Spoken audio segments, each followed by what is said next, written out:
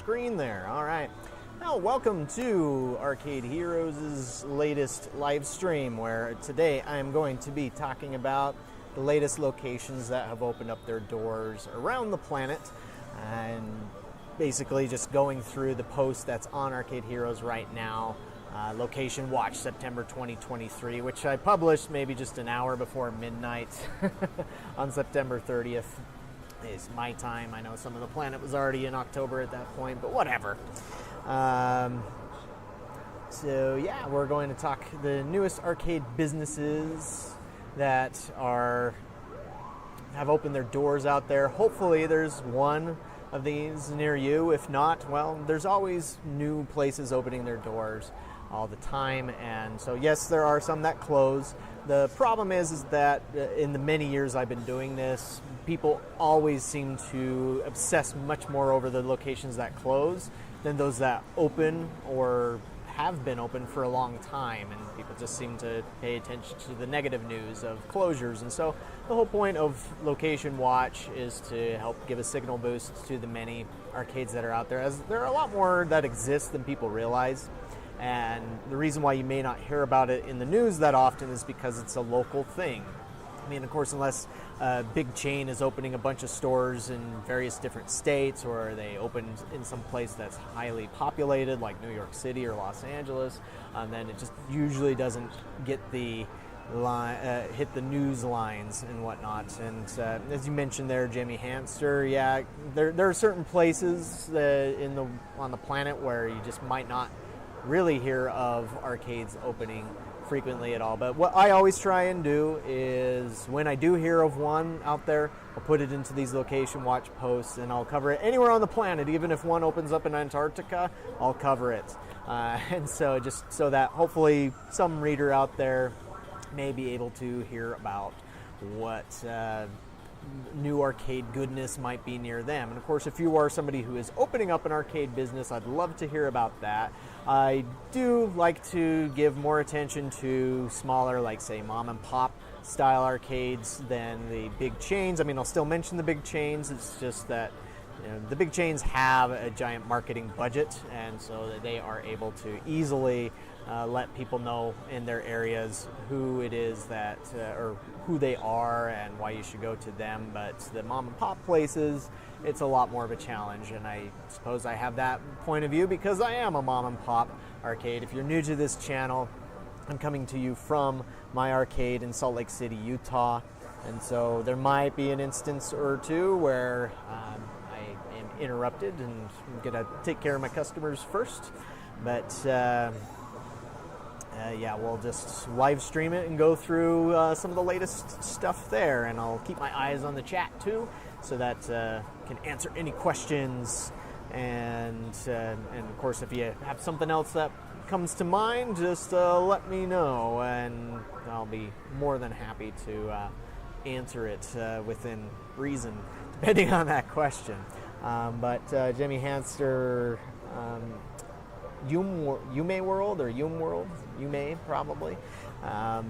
Good to know. I'll mark that down, and what I'll usually do is just I'll have a post kind of waiting in the wings, and as I learn of new places, I'll go and throw it in there piece by piece until I have enough where it feels like it's enough to talk about. Way back in the day, I might have just done a single post about a single location, but it did get to a point, mainly in 2019, where there were so many locations opening where it was just easier to kind of put them all into one post.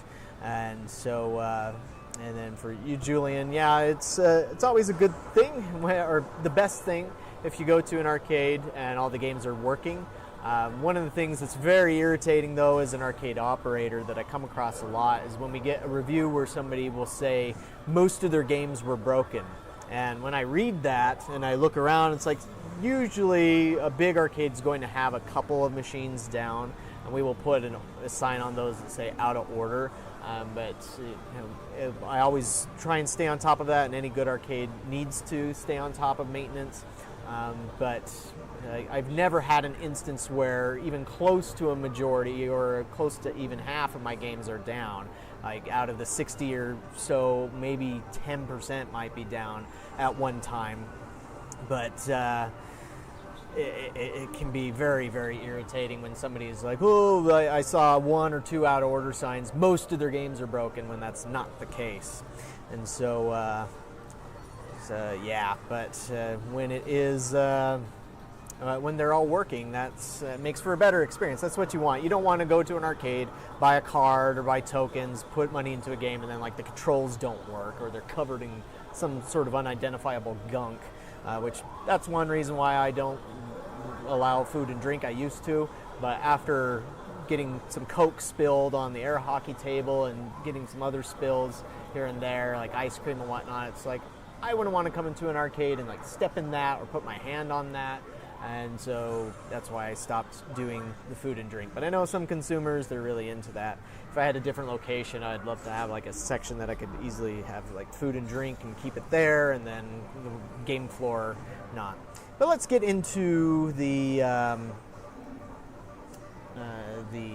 locations. And so I'll start with North America, since that's where I'm at. But don't worry, we will get to Europe and other parts of the world too. First one is Burgercade, which this is one I'm actually surprised. I've never heard of a place called Burgercade up until this point, but they're located in Riverhead, New York. And so if we hop over to their Facebook page, you can kind of see some of the delicious food items that they have on hand, and maybe some of the games. I usually like to go to their photo streams. Now, a lot of places that are bars plus arcades or restaurants plus arcades will usually focus more on the food than games, from at least what I've noticed. Of course, that's totally anecdotal, but like this one does seem to have a lot there, or some electronic stuff. But this one has some classics, as you can see: Killer Instinct, Simpsons, X-Men 4-player. I used to have this X-Men 6-player. Mortal Kombat. I believe maybe these are or I guess this would be some of the first customers that they had at their spot. And they've got some pinball with High Speed by Williams. And then lots of burgers. It's making me hungry. I guess I should have thought about that. But I'm not sure 100% of the games that they might have, how much space that they have dedicated to games, but at least they have some 90s uprights. And I also caught in a picture, or like this picture you can see, they have a Nicktoons Nitro, which was like 2007 or 2009 maybe. I also saw Super Mario Brothers, like the side of it there. That's in Riverhead, New York. Oh, sorry, let me pull my chat back up here so that I can see it. I've had problems with my StepManiacs. Yeah, I've had some. I had to replace the computer once. Recently, the only issue I had was the power cable for the right stage came loose, and so I just had to plug it back in, but I added some things to fasten it so that hopefully that doesn't happen again. But I've not, other than the computer dying at one point, and like the Step Revolution guys were very, very good at helping me figure out the problem, went through all the various steps to eliminate any simple issues, and eventually just found out it was something a little tougher that had to be replaced. But they took care of me. But I haven't heard much about other StepManiacs and how they might be faring, or how they compare to, say, like Pump It Up Phoenix. But yeah, just checking the chat here. Yeah, I've seen a lot of people asking about Nicktoons Nitro out there. I've never owned one, but you know, it's a good, solid racer game. I haven't played it in years, but if you want something that's kind of like Mario Kart but with Nickelodeon characters, it's not something you can be faulted on. Hi. How much is it for the tokens? They're 25 cents each. 25 cents each? Yeah, and you can use cash or card, whatever works. I need change. Can you give me change? Not really. We only have enough change for doing token stuff, unless it's like $1. But yeah, we definitely don't have enough for 100. Sorry. You could try Castro Sports over there, maybe the Nerd Store. They might, but a lot of stores here don't have change for 100. Sorry. Or go to the bank. I get it a lot here.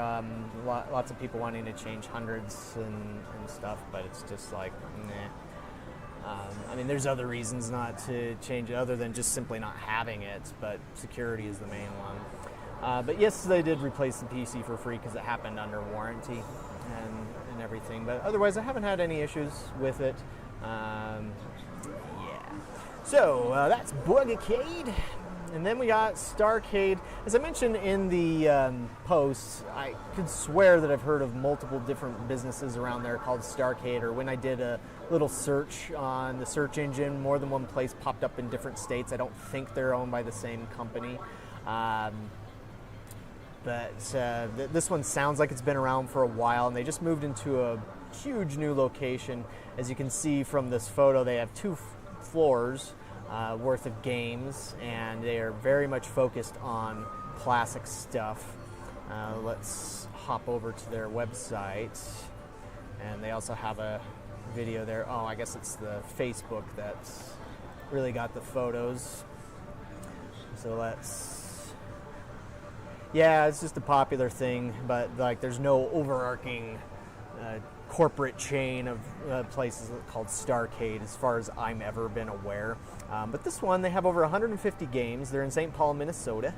And some of those games, you have a Tempest. I had a Tempest once, made nothing, but I love the game itself. I was always baffled why Atari games never did like Tempest 2000 in arcades. That would have been great.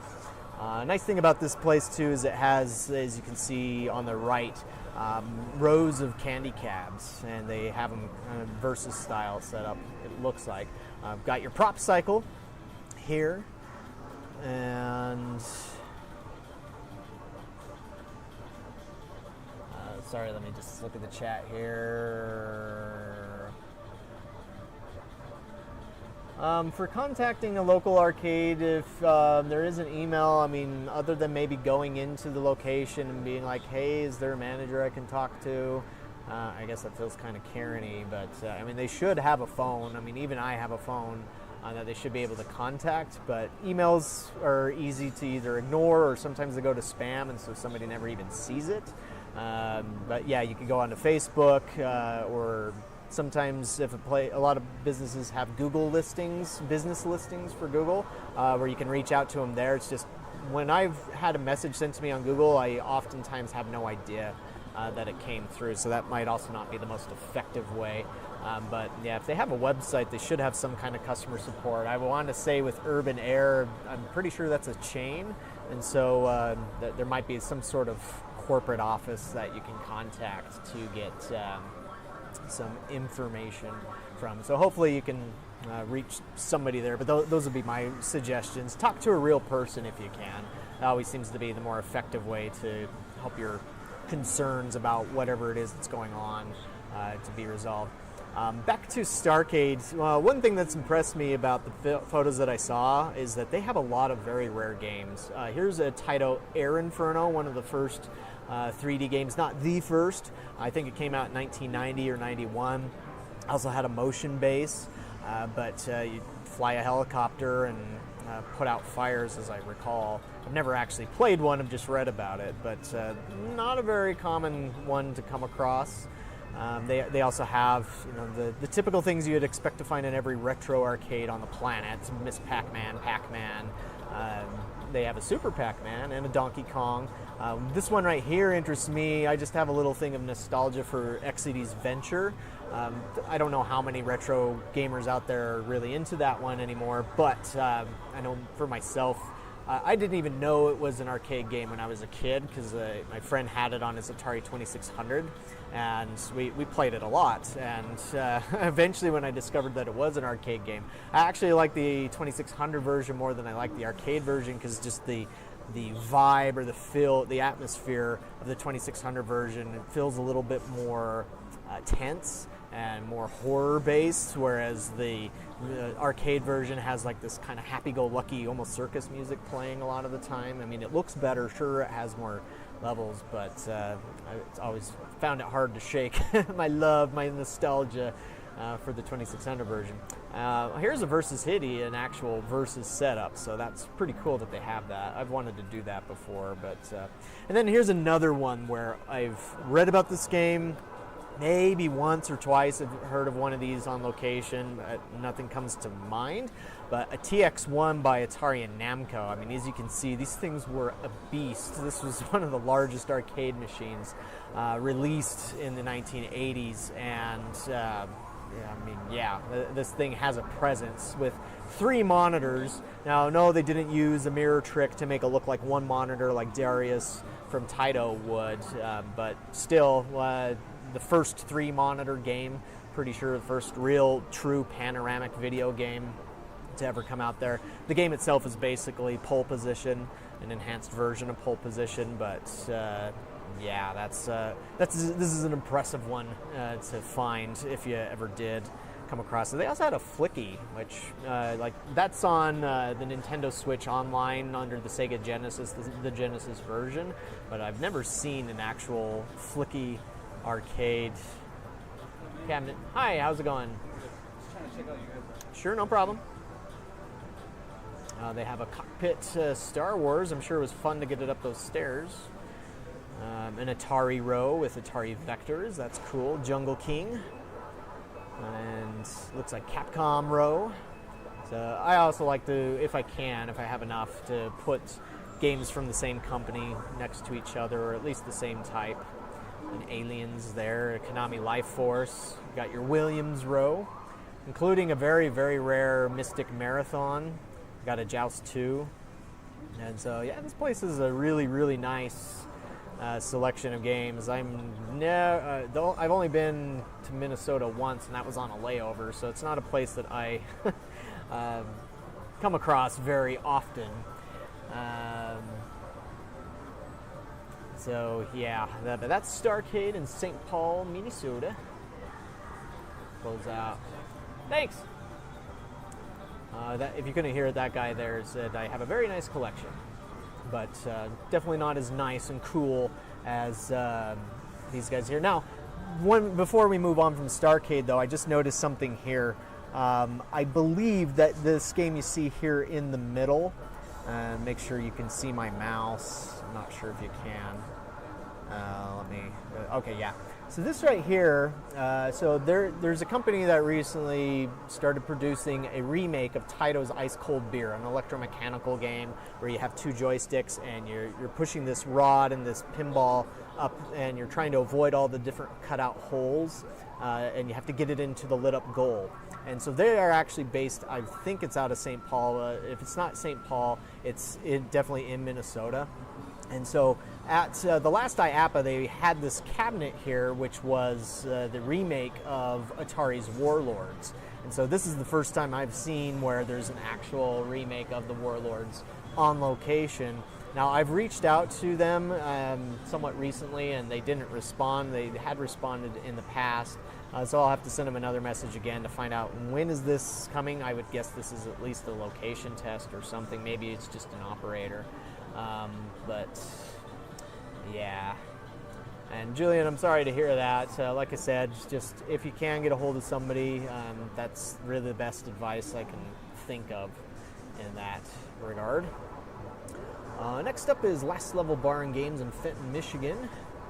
And they had opened up, I think, earlier in the summer, but I had missed them in the previous location watch, which was in July. Let's open up their website here. Level up your game night. So, yeah, their pictures are not clickable here, but I think if we open image in new tab, we can get it slightly bigger. Let's blow that up into blurry JPEG compressed mess. So these guys have, in addition to some shuffleboard, since they would be a barcade, Guitar Hero Arcade, some pins, which this looks like Teenage Mutant Ninja Turtles, Jurassic Park. I'm not sure, and I'm not sure on that one. That's an Aliens Extermination there, and Big Buck Safari. Looks like an upright, and then they have an arcade one-up. Boo! As many of you probably know, or maybe you've seen another video. Hey guys, don't be pulling the basketballs out of the machine without paying. It says right there.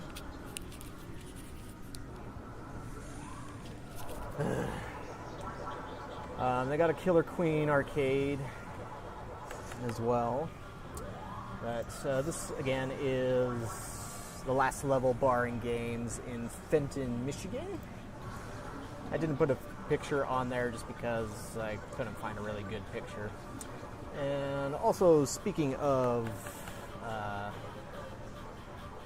food and arcades, Ice Cream Arcade, which, let's go to their website here.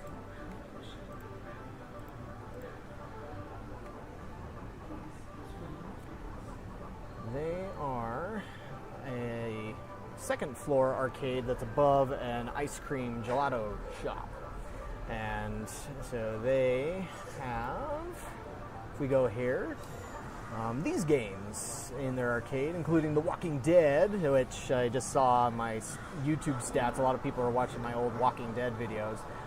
In case you're one of them, I do have other direct captures of games like Luigi's Mansion Arcade and House of the Dead Scarlet Dawn for, I guess it's the algorithm that pushes Walking Dead over any other horror-themed games. Let's see, Superbikes 3. They have an old photo from Arcade Heroes of the prototype of King Kong Skull Island and Jurassic Park Arcade, although this one looks like the home version with the LEDs on the back. They have Mario Kart Arcade GPDX, Air Hockey, Laymaster, Wicked Tuna, and some redemption games and all that. And so I do like these hexagonal LED things that they have on their ceiling there. I should get something like that, or I wanted to do something with LEDs that's kind of space related. I forgot to mention they're in Breckenridge, Colorado, which let's zoom out of the map to see exactly where that is, because I don't know. Okay, so it's a little ways outside of Denver, to the west of Denver, southwest-ish to Denver. But if you're going along I-70, it looks like that's how you might get there eventually. Okay. I kind of, from the front facade of their place, it did look like it might be in a small town. Like this kind of looks like a main street in a smaller town. Sorry, let me get back to the chat here. How much of Chinese machines are going to the USA? I have no idea exact numbers. Nobody really publishes numbers like that. As a guess, I mean, I don't see a ton of arcades out there that have them. I don't really have many that do, but I also guess it depends. Are you talking like something, say, through Sega? Like, Sega's worked with a lot of Chinese, like Wallop, who's a Chinese manufacturer as of late, where they have, say, Crazy Rafting and Storm Rider 2. Also, I think VR Agent would be considered a Chinese one. And so those ones are more common than your kind of off-brand Chinese manufacturers. But, I mean, they are somewhat common, just depending on the venue, I suppose. But I guess with these guys, yeah, like this machine right here, Hit and Smash, I'm not sure who manufactures that, but it's not one of the bigger guys. That would definitely be a Chinese game. And Lane Master would be from Eunice. Eunice is pretty big in Chuck E. Cheese. They've been a pretty big seller of equipment to Chuck E. Cheese's. And then, of course, there's games like, I think Pearl Fishery, the actual manufacturer of that, which is not LAI Games, would be Chinese too. And so I guess it would be somewhat common out there, just maybe not always on your smaller outfits. Yeah, people just take them out to take the balls out of the basketball machines to have some fun and throw them around, but it's like, we've had people steal them sometimes. Do I know if Sega has any plans on House of the Dead 6? No clue. I'm sure that was in the works to a degree after Scarlet Dawn came out, but then the pandemic happened and Sega really gutted most of their arcade guys. Like one of the guys that had been from Sega Japan working at Sega Amusements, Ogashi, last I heard, he's now working for Three Mind Wave, which is an outfit out of Hong Kong.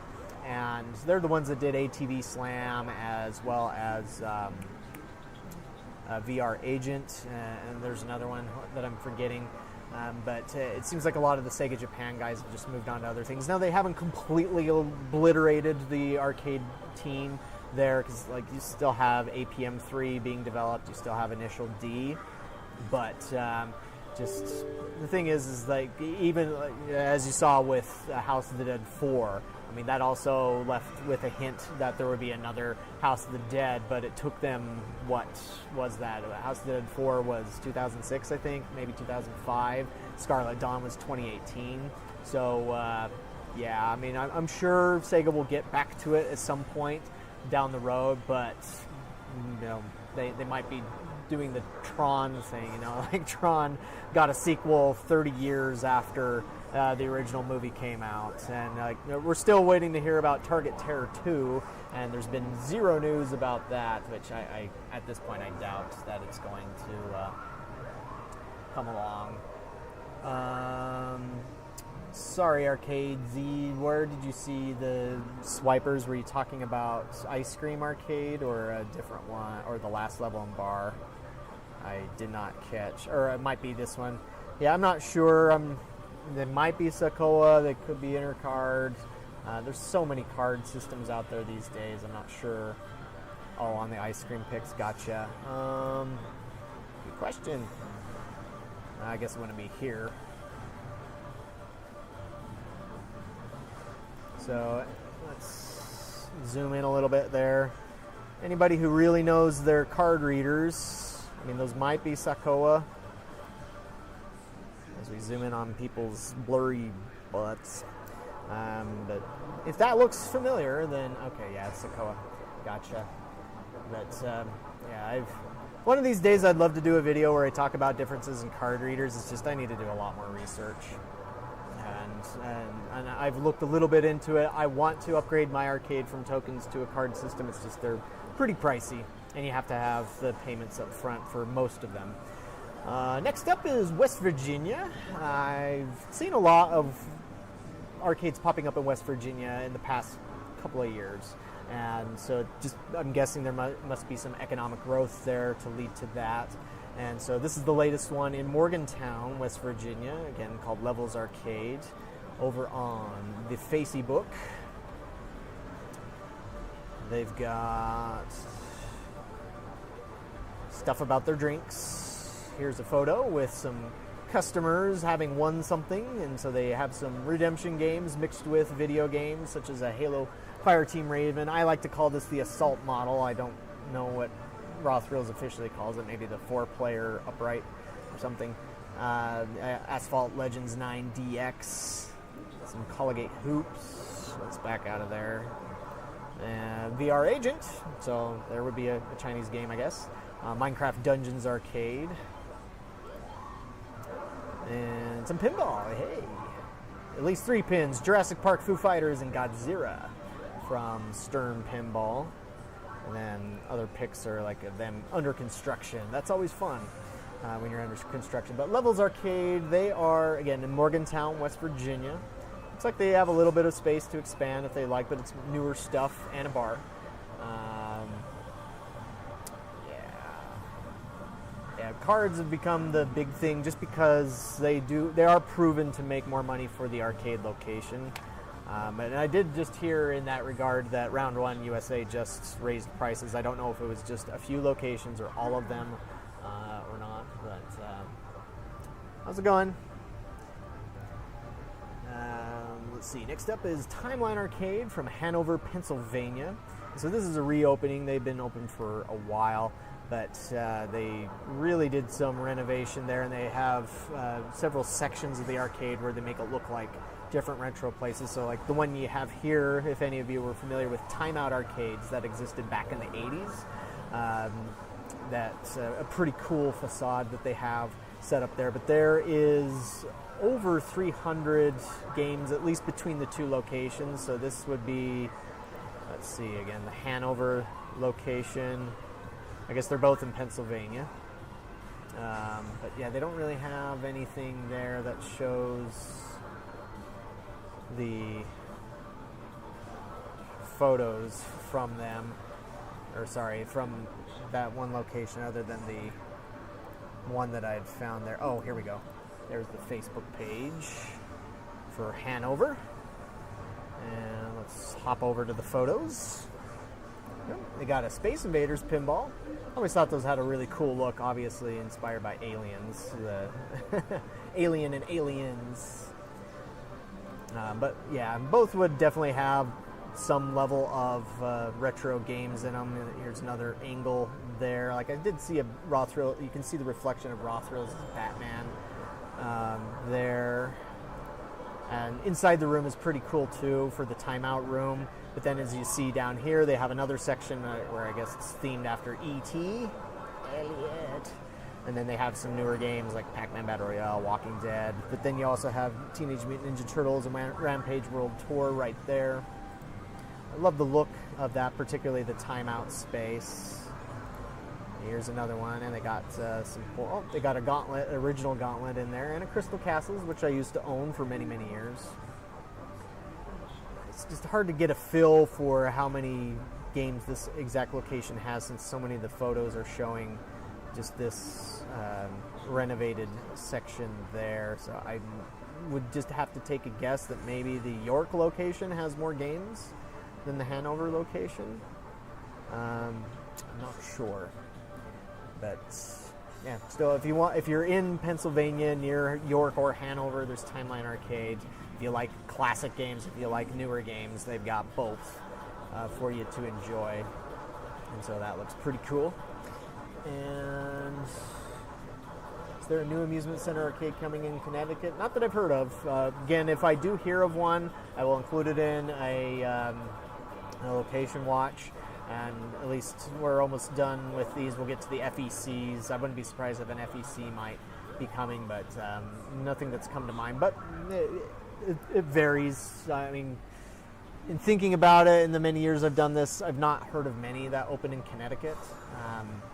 And likewise, some other states within the Northeast, or the smaller ones like Rhode Island and Delaware and such, it's kind of rare where I hear about those. It's usually New York, New Jersey, Texas, California, places like that. And speaking of Texas, Reset Arcade Bar ATX in Austin, Texas.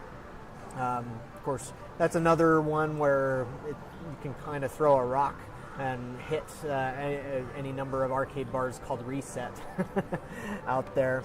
And so I had a little bit of fun trying to find this exact one.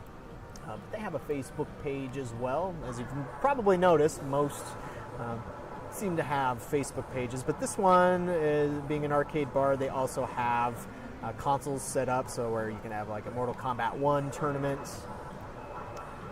They got some NBA Jam, Galaga Assault, Big Buck HD. Actually, that looks like the reloaded cabinet, but the marquee looks like the HD. And then I think that's world's largest Pac-Man over there. And then, funny enough, their console setup is set up like a Fast and Furious arcade machine, with the two monitors set up like that. And this one has a lot of photos of people on games, in front of games, smiling with their beers and stuff. Here's some games. It doesn't look like they have a ton of games. It looks like, at least from what I can see, that they're showing this kind of wall that has them there. But they got the electromechanical Pong game, which, as far as I'm aware, is not being sold anymore. But that's in Austin, Texas. And then if you go up to Wichita, Kansas, you will find a small 600 square foot, not sure what that is in meters for those in Europe watching this, and probably not 300, but you got Kirby's Flipside, which is a pinball parlor mainly focused all on pinball machines.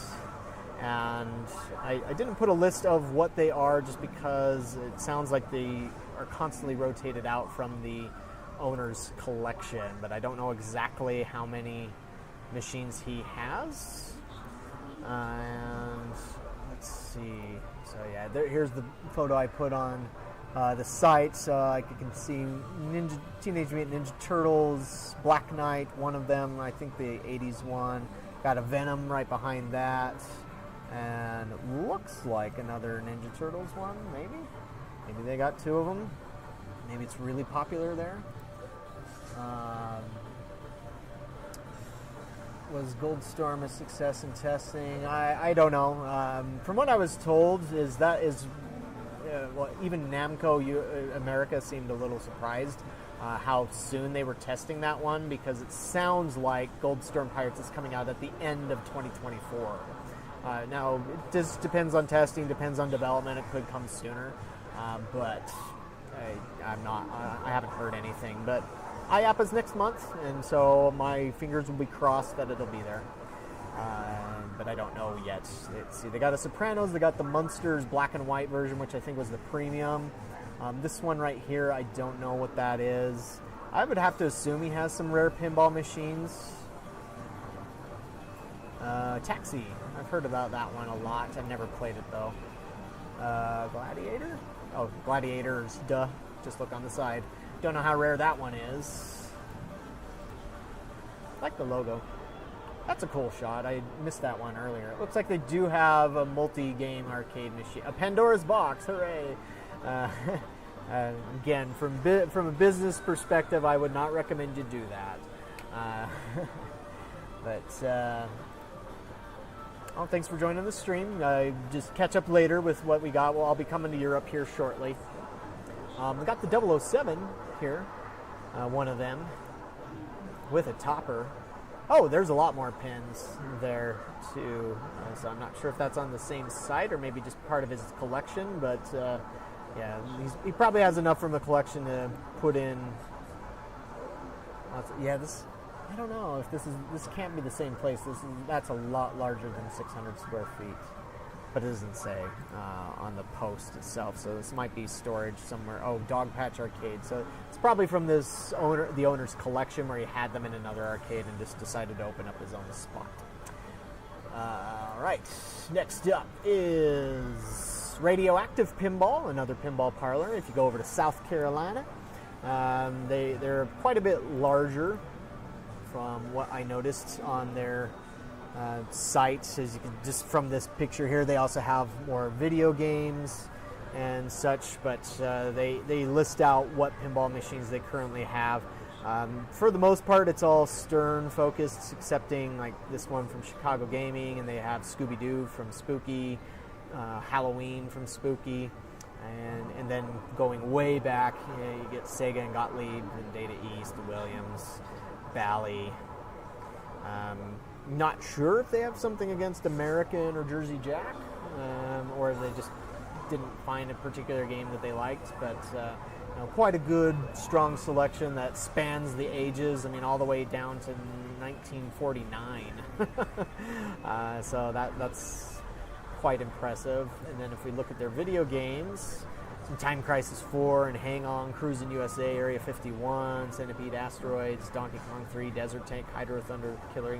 That's quite an interesting spread between retro and newish games, but mainly focused on retro.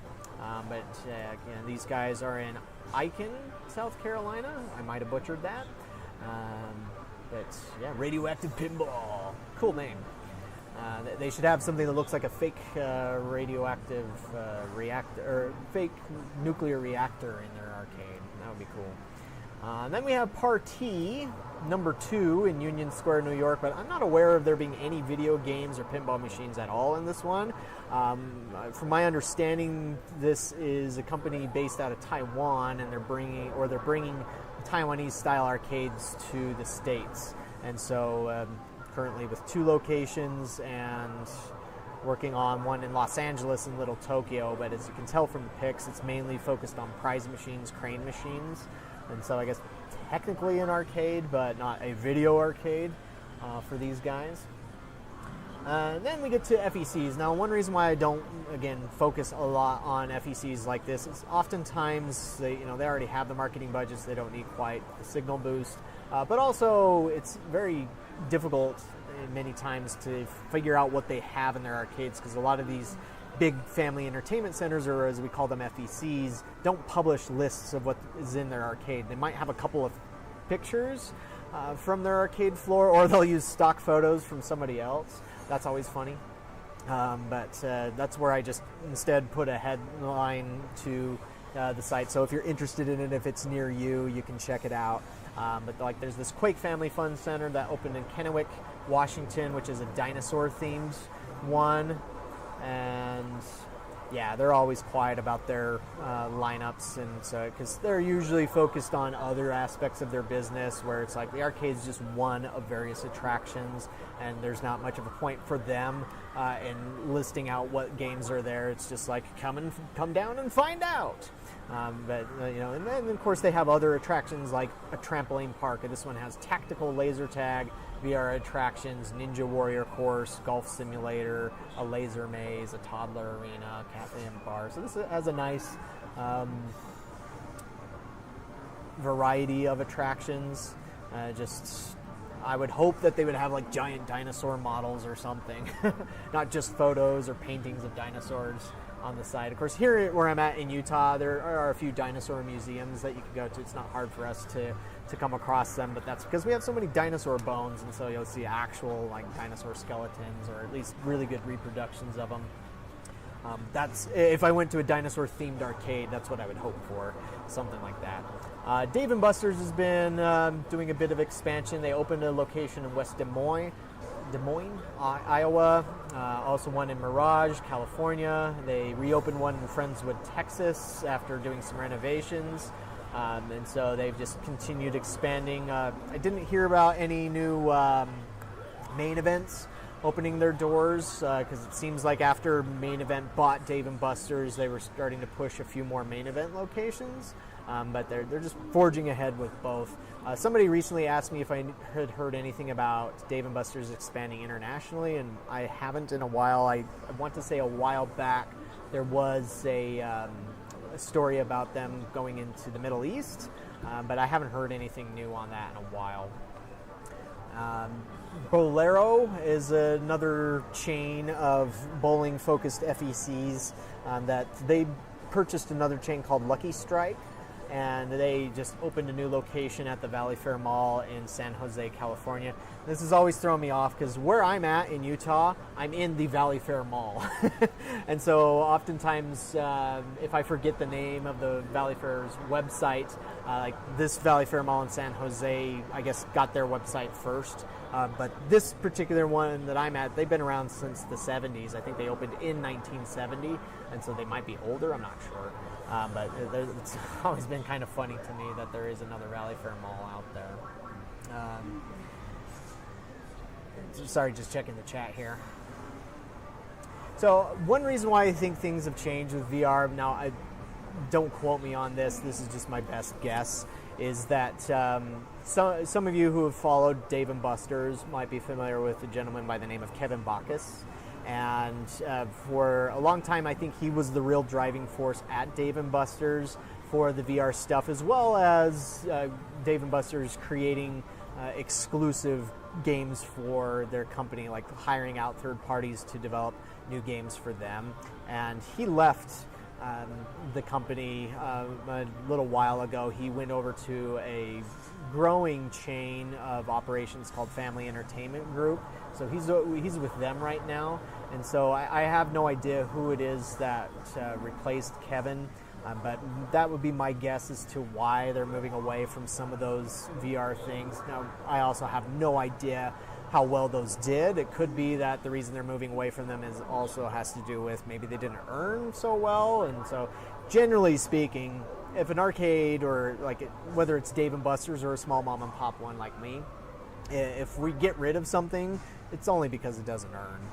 Or if we've been doing something for a long time and then we change drastically, like we're always bringing in a certain type of game and then we stop, it's usually just due to earnings. But in this case with Dave & Buster's, it might come down to just you don't have somebody like Kevin Bacchus there who was really pushing the envelope with what could be done with VR. And so yeah, that might have to do something with it. It also could just be, it seems, this is another anecdotal one. I could be totally off on this. I'm sure, like if Bob Cooney sees this, he might dispute this. notion, but it seems like a lot of the VR things that had been trying to compete with the likes of King Kong or Rabbids has pulled back just a little bit, and most have been focusing on VR arenas like the Hologate model. But even then, I've seen there's that one that company out of Romania called InnoWise, where they have Arcadia VR, which is like Hologate, but they've recently been pushing more towards their Cubix machine, which is not VR. It uses VR controllers, but it projection maps onto 3 walls. There's video on my channel if you haven't seen that one. But I find it interesting that they're pivoting towards that as opposed to having the wearable tech. But again, I don't know the exact numbers for across the board as to how good or bad it might be doing there, and if there's anything behind that. Speaking of Family Entertainment Group, in the post, if you see FEG, that's who they are. They recently announced that they're joining forces with Primetime Amusements, which had been a distributor doing ads on Arcade Heroes for a time there. I've done some things on a contractual basis for them before, I guess just in full disclosure. But FEG, they've really been expanding, and so even though they're Family Entertainment Group, they will open up locations and that are not named Family Entertainment Group. So like they have the Liberty Game Center in Cincinnati, Ohio. They have In the Game in Liberty Township, Ohio that just opened. And so a lot might not have any idea that it's owned by this FEG group, where they had purchased, I think it was a third of the Namco-owned Namco USA locations that had been out there back when Namco put those up for sale, but they've been expanding greatly. And so with that Primetime one, from what I spoke with somebody at Primetime about, is that it was just to acquire the ownership of a lot of Primetime's locations in Florida, mainly in Orlando and Tampa. They had a lot of accounts there that did that. And so I think that's all for them. Hi, how's it going? Good. Can I get $5 of tokens? Okay. Go ahead, tap, insert, or swipe. You're good. Here you go. Thanks. And if there's something that's off that you want to play, let me know. I can turn it on. And on the drink, please leave it up here. Or finish it outside, whatever. All right, next up is Holy Mackerel Mini Golf FEC. Opens in Wisconsin. And so obviously they would be more focused on mini golf, but the photo here from Intergame, which is kind of a thumbnail quality, shows some arcade games in the background, but it's another reason why I don't spend a lot of time posting on there. Cape Square Entertainment opens in Rio Grande, New Jersey. I have a 3,000 square foot arcade. The Palace comes to London, Kentucky. A new pizza ranch just opened in Sioux Falls, South Dakota. One Up Entertainment and Social now open in Tampa. Fun Fair opens in Florence, Alabama. And to the question of Chinese arcades, this one did have quite a few from what I noticed on the news story talking about them. So like this racer over here, I have no idea what racer that is. And then also this light gun game, it's like I don't think I've seen that before. So kind of interesting that they got all these Chinese games. And I guess this would be just a generic fighting cabinet that has Street Fighter 4 in it, possibly. So I should answer that question. Shank's Blacklight Mini Golf moves to a new location in Washington. I'm not sure if they had much of an arcade. Spare Time Madison now open in Madison, Wisconsin. Brunswick, Georgia gets a Strike Zone 10. Wonder if that's where Brunswick, the bowling company, is headquartered. And then Chuck E. Cheese, when it comes to international expansion, they just opened their 88th international franchise in Chile. And so that's quite significant. And then in some other news, you have Seattle striking down a fee for amusement devices, which could mean more arcades are coming to the Seattle area. Genda, they are a Japanese company which owns the Geigo arcades. They're the ones that bought out all of Sega's operations, and they've acquired a company known as Kittleton, and so they're definitely going to be expanding into the U.S. here. Now, finally, we're to Europe, but unfortunately, unlike other location watches that I've published earlier in the year, which had a lot of locations opening up in different parts of Europe, this time it's just this one, and that would be the Bandai Namco Cross Store in Camden, UK, which I believe is just outside of, or part of London, if I'm understanding that correctly. Now, this video that I posted doesn't really show much of the arcade. I think it shows that, but I think the person filming it was mainly focused on the Gashapon stuff. But if we kind of go back here really quick, you can see they have a few newer pieces and not all Namco stuff. Now, to understand, over in the UK and Europe, there is Bandai Namco Amusements Europe, and they function as a distributor as well, so they'll sell equipment. And they're the authorized distributor for Adrenaline Amusements as well as Raw Thrills. And so that's one reason why they might have some of those. But Step Maniacs is sold through UDC, which is a distributor in the UK. And so, they're not restricting themselves just to Bandai Namco stuff. But, of course, when people think of a Bandai Namco store, you might expect to come across more Namco games. And so, hopefully, they'll be bringing stuff that's Namco branded, such as Taika no Tatsujin there at some point. But also, if you're in the Gashapon or anything else Bandai Namco, this is the place to go. And if the noise from the new customers on Maximum Tune is too loud, let me know. I'll see if I can make any adjustmts. There was some sad news, and I generally don't put location closures in the location watch. I'll usually leave that for something like News Bites. But this particular location, called Fife Street Working Men's Club, had been around for 91 years, and so that's where it felt like it was worth mentioning their closure here. And they did have a lot of pinball. I guess they were trying to use pinball as an attractor. Guys, take it easy on the shifter, please. Yeah.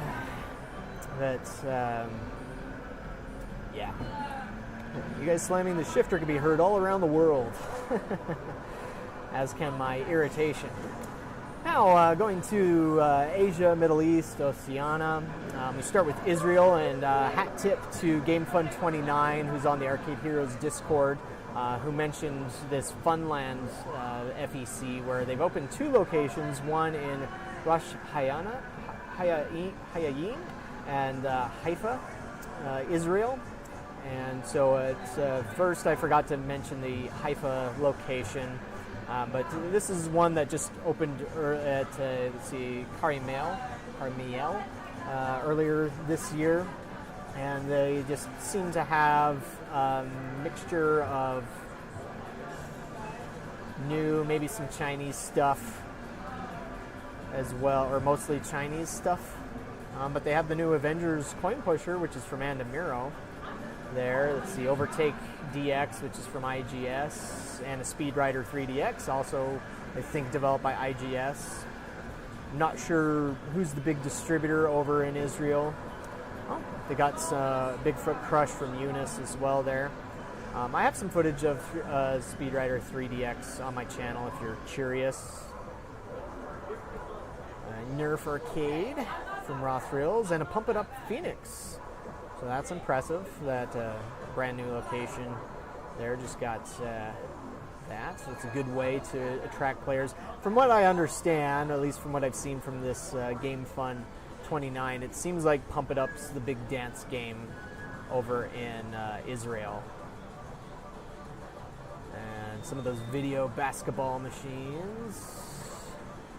Oh, they got a Top Gun. It's been kind of interesting seeing this game make its way or do the rounds over in the Middle East. I don't think that would fly here, that particular one. I think it's called Skill Shooter in the UK and Quick Shot here in the States. But yeah, better that they don't use the Top Gun name here unless they want to get licensing from Paramount Studios, which probably would make that cost too much. Looks like I got the rest is Redemption. But again, that's Funland in Israel, and they have more locations. They have 3 locations at this point. And then Time Zone has really been expanding in the Philippines. And so, as I mentioned here, they opened one in the Festival Mall in Alabang, one called SM Ara, but I don't know where that is, and they've revamped one in Cebu.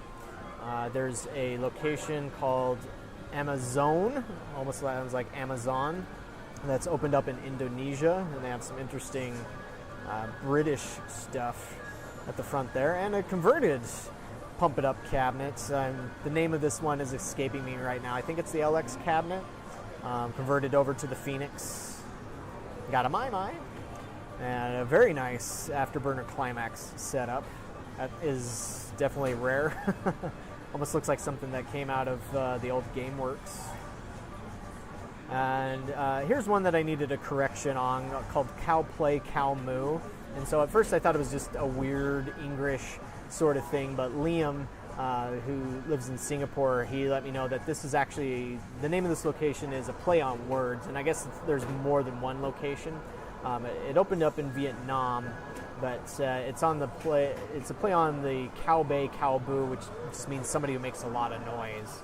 But from the LinkedIn post that I saw on this one, let's see. The front of the store looks kind of interesting in one shot. Yeah, here, very bright and colorful, and definitely draws people in. Lots of prize games and pushers from the looks of it, though. So yeah. And then in Japan, there's been some expansion going on. Game Apina opened in Tomiya City at the Aeon Mall, and they do have some video titles there. It's not just cranes, but a lot of Japanese and other Asia-based locations have started putting more of the prize machines like on their first floor up front, and then the video games further down, so you have to do a little bit of exploration. Kind of like this Gaigo, which opened up at Ikebukuro. And so just a quick video here showing around there. And I think he's going to the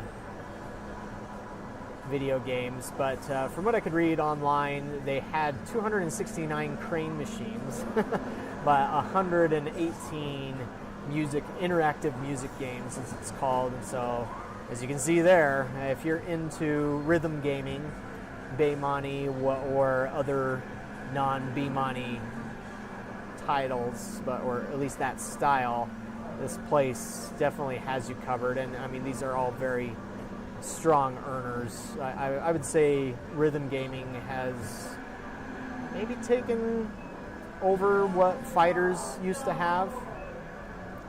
I actually hadn't watched this video previously, but this is pretty impressive in my view. And some of the here's the fighter section, but did you see how busy the music section was? It was quite a bit busier. Quite a bit more attractive, I guess. And so I have heard that X Arcadia is looking to do more in terms of rhythm games, and so I know they want to jump into that a little harder. But you generally need something more distinctive for a game cabinet to do that. But so I don't know if they'll have their own kind of multi-game rhythm game cabinet. But kind of fun to go into the back end there, almost. Backside, whatever. That sounds wrong. Yeah, very impressive location. And then also, speaking of Gaigo, they also opened one in Shinjo, which is not as large as the one above, but still cool, very cool. And then you also had an update from Joypolis. I didn't catch which particular location this was, but there's this 8-minute video showing some of the latest updates for this essentially video game theme park. And they have simulators and interactive dark rides and arcade machines. Looks like you got your Transformers R360 gyroscopic cabinets set up there. So if you're interested, you can check that video out. India continues to grow quite a bit there. Clictra has opened in central India. Masti Zone has opened one at the Shalimar Mall. Puno Advance has opened in a city called Puno. Time Zone has opened a location in Delhi. Gigo, yeah, that would be correct, sorry. I haven't studied my Japanese in a while, and I haven't used it in a while. But Gigo would be correct. And then the game Lux is opened up in Mumbai. So Clicktra was kind of an interesting one in that it apparently is like a selfie theme park. And so it's all about taking selfies and finding new interactive ways to do that. But they also have like a VR arcade there. Couldn't really find if they had any other arcade games. But somebody asked me, why is it that India seems to be blowing up with new arcade locations? Because in every single location watch I've done in the past year or two, there have been a few that are opening up in India, and I think it's just the economic situation there.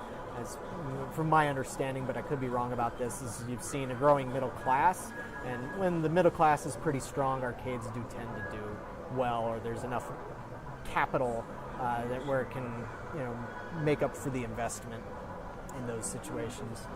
And then openings in China. These are always a little bit hard to find. I usually follow a couple of Chinese manufacturers on LinkedIn, and they are often posting about new locations.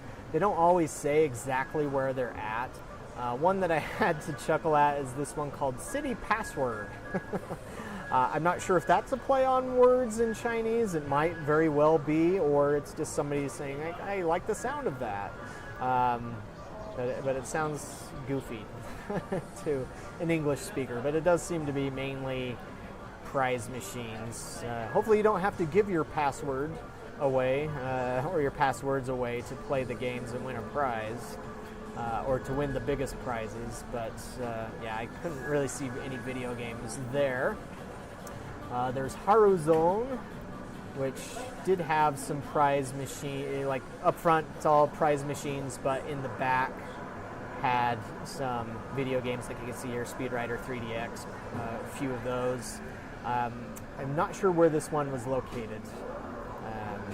Maybe there's a city called Haru, but not sure.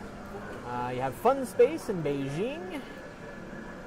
Let's take a quick look there, as I cannot remember if this had any video game stuff in it or not. I do kind of like the color scheme, at least with the green, white, and black. Oh, this is the motion version of Cruisin' Blast, so that was only released in China. I've seen one, maybe two, show up here, but it's pretty rare. Kind of weird though that they put rhythm in these really cool looking 3D letters up top, but then they didn't put rhythm games right underneath it. Or I guess they did right over here. There's a Tunathan by Sega, but maybe they'll expand that later on. And then more prize games, hooray! And then you have Cool Play Space in Dongying, which was all the photos I saw of it were very bright, very loaded with bloom, but this is one of the few that had some of your video games, and obviously, as you can see, Fast and Furious. I'm not sure why they didn't include the marquee on top of those. Maybe it just doesn't need it for what the space needs. Or maybe it's just from the angle. Maybe it was too tall and would have hit the ceiling. That's the one problem with making games that are too tall. They do look cool, but not every venue can have them, or it can at least fit the marquees. And then why they don't make smaller marquees, I don't know. Or at least smaller marquee options. Asphalt 9, Legends DX, and I think that's Speed Rider 3 right there. And then it looks like some sit-down joystick cabinets. So yeah, that gets us through all of our stuff. Here are some that are coming soon that I've been able to find out about. To the question earlier, if any of them are in Connecticut, not that I can see. Although I did just realize that I did not link this one called Mally's, which, as I mentioned in the description, for some reason it looks like a department store, like a clothing store. It does not look at all like what you would expect an arcade to. But that's supposed to be opening this month, so I'll find some more information on that. But those are the locations that have opened up in the, I guess, third quarter 2023 all around the world. Anybody got any questions or heard of any new locations you wanted to talk about before I close the stream? Let me know in chat, or forever hold thy peace.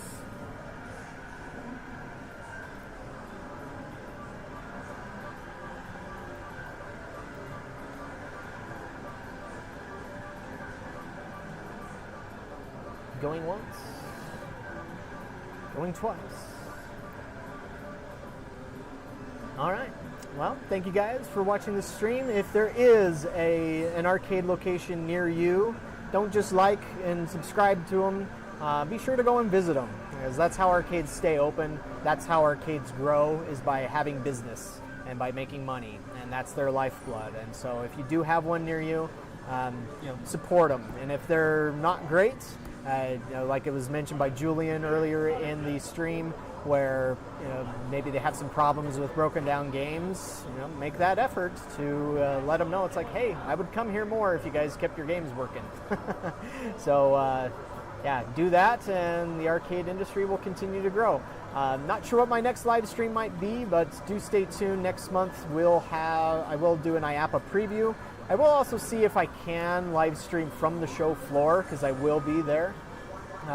So there are, and also just stay tuned to the channel, to the site here, because generally it's October when we start hearing about new game announcements. And so I would not be surprised if we start getting some more news on new games coming from Namco, from Raw Thrills, from Sega, all that. And of course they will be at IAAPA. And if you missed it, I did just post a video prior to starting this stream about with an update on Asphalt Moto Blitz, which is coming from Wallop and LAI Games. But again, thank you guys so much for watching. Thank you for subscribing. Any members out there, thank you very much for your membership. Really, really do appreciate that too. All that helps me be able to keep doing this thing. Of course, I still do it out of love, but it's super, super appreciated. But keep playing those arcades, and we'll see you heroes on the next video.